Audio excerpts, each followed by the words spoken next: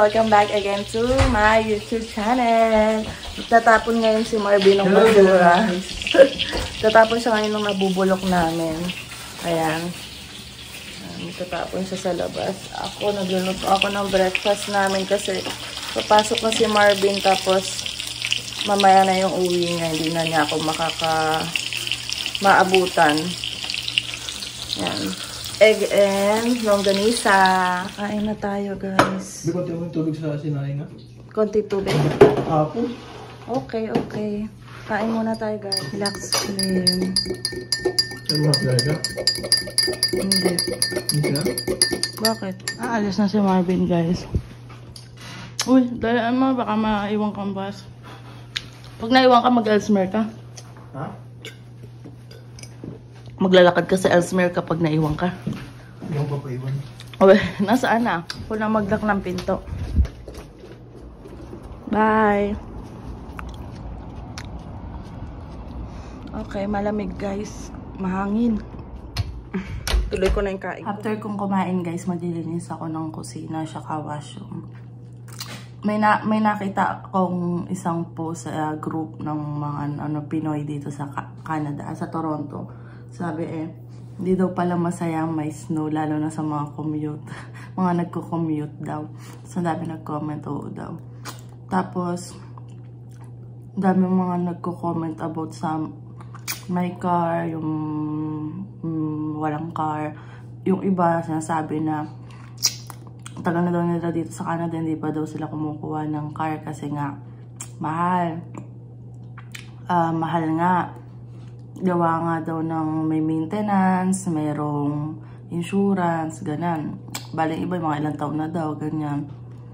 Tapos may nag-comment, nabasa ako na puro pampayabang lang daw yung may sasakyan, ganyan.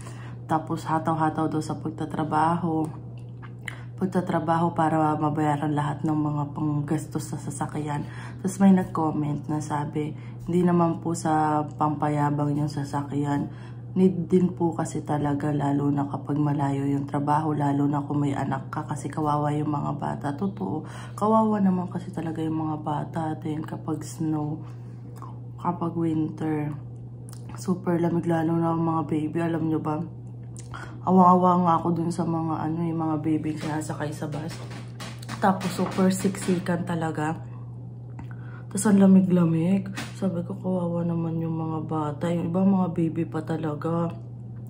Tapos sinasabi ko kay Marvin, sabi ni Marvin, kawawa. Tapos yung mga kasama pa niya, yung mga nakasakay pa, yung iba, unuubo, may sipon, di ba? Di ba pag baby, sobrang lapit sa mga sakit talaga.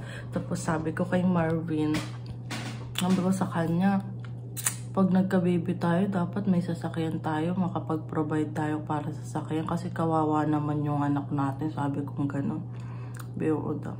Kasi ang hirap talaga, guys. Hindi naman sa lang yun, pampayabang-yabang ba. Lalo na kapag may pamilya ka, need talaga ng car. Kasi yung iba naman na dumating dito, wala naman silang kasamang pamilya.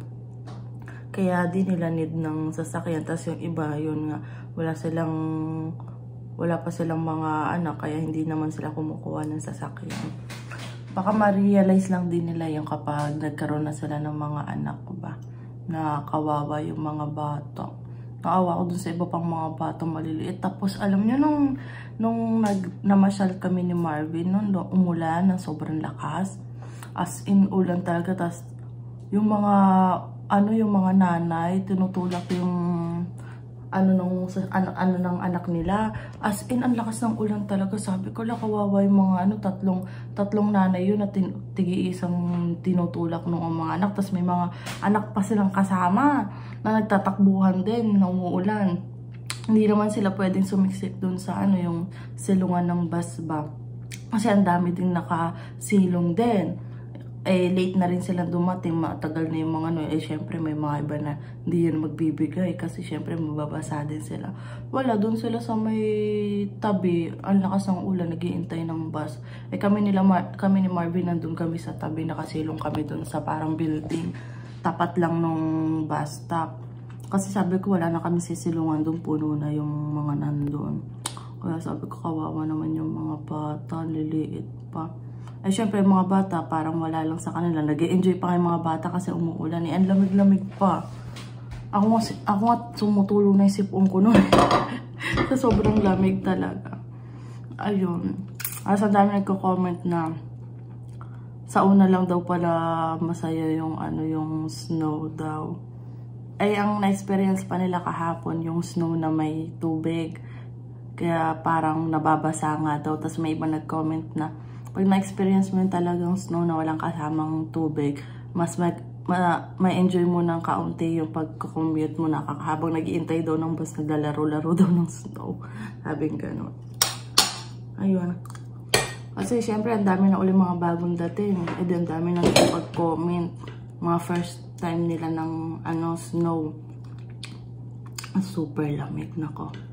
Eh mamaya guys, nakalagay doon sa weather na mahangin daw ngayon.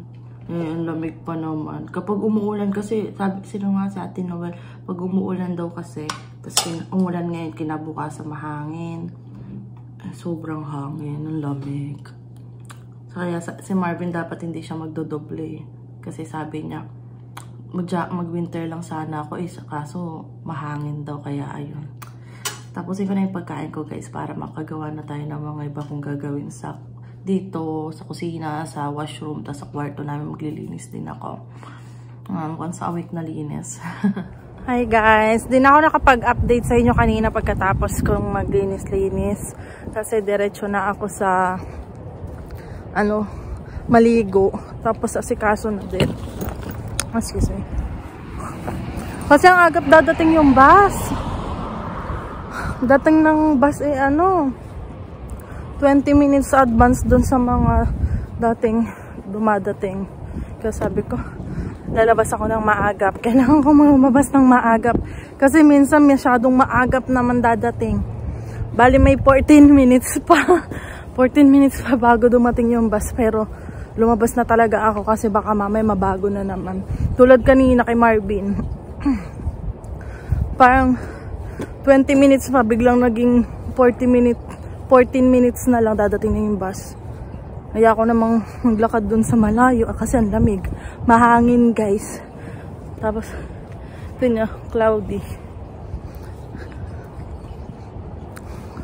Nabusog naman ako sa kinain ko kanina. Tapos yun, naglinis ako ng washroom, ng kitchen, tapos sa kwarto namin. Pagpasok ko sa kwarto, nakatiklop na pala yung kumot naming dalawa ni Marvin. So, pinagpagan ko na lang yung higaan, tapos nagwalis ako, tapos konting ayos-ayos sa lamesa. Tapos nag-message si Marvin, "Ben, sarap ng molusok mo." Tapos sabi ko, baka malamig na. Pinainit ko dito, be, may initan naman daw sila doon. Ay, buti naman. Magap naman daw siya, uwi 3:30. Kasi hindi na nga kami magkakatagpo kasi aalis. Umalis ako sa bahay. Hindi na kami magkakatagpo sa Scarborough. Depende na lang kung, lamig, ang lakas ng hangin. Depende na lang kung papalabasin sila ng maagap ulit. Tulad kahapon, 8:30 labas niya, 7:30 pinauwi na sila. Tingnan niyo yung itsura ng naubos na ang snow. Ayan. Naubos ang snow dahil kahagabi na ulan ng ulan guys. Kahapon makikita mo dyan punong-puno ng snow.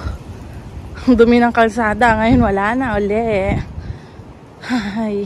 Pero bukas, mag-i-snow na naman siya. Parang 2 days ata o 3 days. Hanggang Sabado na. Nakalagay sa Ay, may bumabagsak na pa konti-konting snow guys. Ewan ko lang kung magtutuloy lang. Baka konti-konti lang yan. Wala naman nakalagay na mag-i-snow ngayon eh. Ang nakalagay lang ay sobrang hangin. Lamig. Ang lamig-lamig. Guys, nandito tayo sa Scarborough Town at mayroon pa tayong 40 minutes.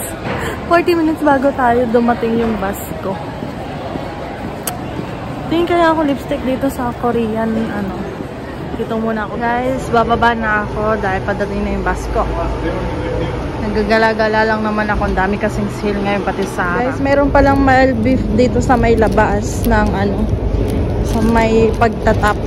Oh my god, na dyan na yung bus ko. Ba tayo?